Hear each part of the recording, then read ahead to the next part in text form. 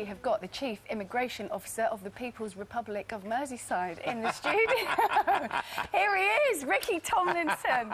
It's so nice to hear you, and to hear that laugh, and to see you. Nice to be down here, kid. Lovely, yeah. Well, I thought you were taking it easy, because you just over a year ago, you had a quadruple heart bypass. I did, and I didn't know how it was going to work out, because the doctor who'd done the operation was called Doctor Who.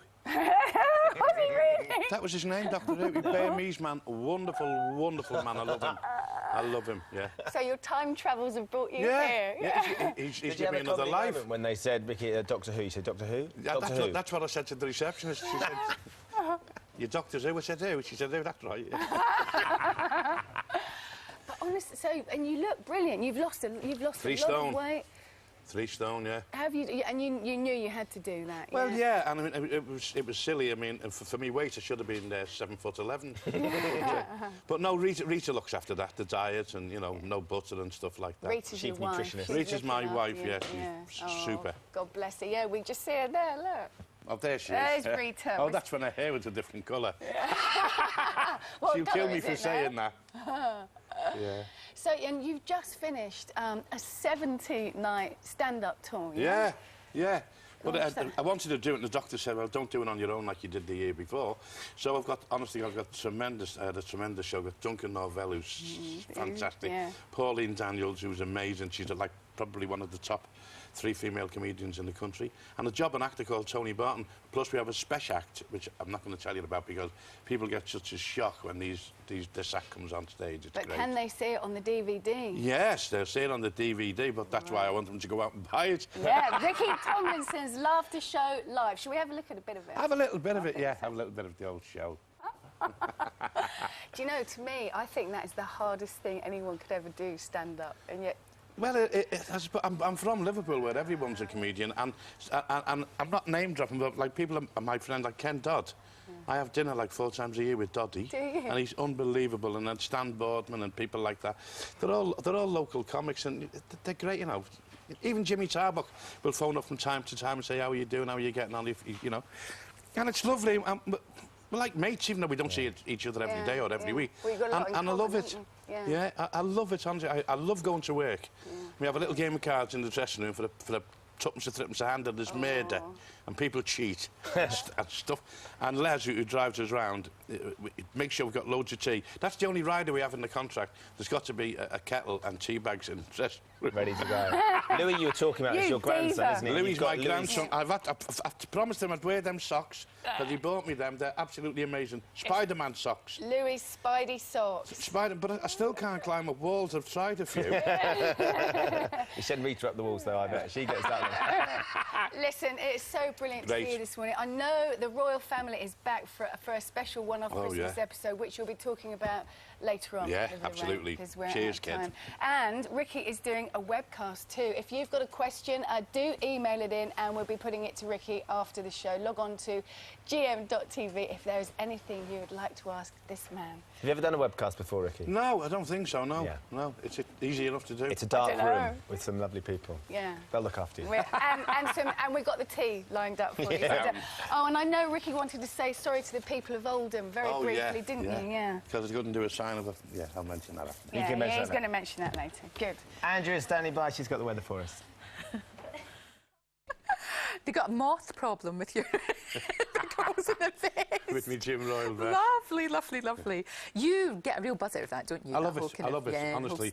We've done 70 gigs up and down the country. We went to both sides of the border in Ireland. We went to the Isle of Man, and yeah, it was wonderful. And there's some really good, it's really good old-fashioned comedy, if you know what I mean. It's an old-fashioned variety show, and Duncan Norvell is stupendous in it. I like him. I've listened to him for ages. He had his own show and everything years ago, and then he decided to opt out for a few years. We've got Pauline Daniels, who's a very, very strong, fabulous singer, fabulous comedian. And then we've got Tony Barton, and it was a good old-fashioned show. So buying this DVD, you could all sit around the whole family. If there's nothing on the telly, bung it on, and everybody can have a laugh. And another thing is, I mean, I like some of these modern comics, but you couldn't buy a present for someone, say your gran or your auntie, because the language is ridiculous. This one is perfect. Anyone can sit and watch it and enjoy it. Fantastic. That's what we want. That's what we want. Now, you've got the Jim Royal vest on. And you have done another Christmas special. I'm quite surprised because I thought the last one, The Queen of Sheba, was so perfect. How do you top that? Well, you know? I didn't think we'd ever do another one because it was so emotional, so good. It got fantastic reviews. But when I read the script, it's hilarious. Okay. And listen, anyone in the business who knows the score, we have 2 weeks to film it, to do the hour. We lost a week with laughing. That's a good sign. Because the guy who helped write Caroline write it, Craig Cash, yes, he's a giggler. He starts me off. And we had to stop. We used to have to stop. Really? Yeah, for up to an hour at a time. You're and not it was unbelievable. We had a wonderful... It was brilliant. Oh, brilliant. I can't wait to see that. It'd be really good. Because the one when Nan died, I mean, it was very see sad. when you get a comedy where you're laughing 1 minute and you are genuinely crying, that doesn't happen very often, does it? And that really worked so well. But so this is gay. Caroline's wonderful, you know. And what I like about it is, it's quite difficult as an actor to do the show because you've got your script, you know your lines, you go in, and then she'll stop it. If she doesn't think it's funny, she'll stop it and say, no, she'll go away and write some new lines and bring them back. Fantastic. But it works. It's a great show. It's really good. I have to say, though, you're looking not quite the man you were. You've lost a lot of weight. I've lost a lot of weight because I've decided now at my age, in early 70, I want to be a sex symbol. You know, right? But you are, clearly. Did you not get offered a lot of money to be Gobert? I got offered 30 grand, not by a magazine, by a newspaper. 30 grand to pose in the nude. And you didn't do it? No, because, I mean, but listen to this. Okay. This Christmas special, I didn't get offered 30 grand to go nude, but they might get a little glimpse. Really? That's all I'm saying. Yeah. Well, it's well worth watching anyway. But now it's definitely not to be missed. Yeah. But your health is good because I know you had a wee bit of a heart scare and that's why the weight's come off. But you're Operation feeling fine. done by Doctor Who. That was his name. It was. It was. Was it really? Doctor Who. He's a Burmese man, and I love him. I love him. I love he's called Doctor Who. Me and Rita went for dinner with him and his wife. He lives just outside Liverpool. He's a wonderful... He's Burmese. He's wonderful. Ah, brilliant. Great. And you're feeling fit. You're feeling good. Great. Excellent. I must say you look very, very well. You really do. And how's... You know, I was talking to Jennifer about Liverpool and it being the city of culture and everything like that. And have you been part of that? Have you seen... Me and Sue Johnson and that. We done it. I'm like an unofficial ambassador for Liverpool. You are? I love it. Yeah. I live there, my family live there, and people say, why don't you move? And I say, what for? Liverpool's got everything I want. The only thing I'm a bit disappointed in with the pantomime is, I want to know why the cast of a pantomime that's taking place in Liverpool are coming down to rehearse in London. Yeah. I don't understand it.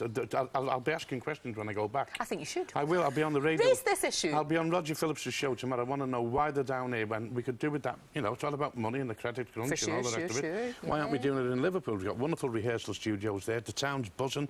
The waterfront's alive. There's been fantastic performances. We've done a big Beatles thing at the Liverpool Arena. 10,000 really people. will. It's been great. And I want to know why we're down in London. Why they're down in London rehearsing. And I imagine 90% of the cast are Scousers. Well, we'll find out. I want to find out. We ask questions in the house. I think there should be questions in the house asked. Do you know what? It's great to see you. Lovely. It really is, and I can't wait to see the Royal Family special. You won't be disappointed, Good luck kid. with the DVD. God Hope bless. it goes really well. Thank you.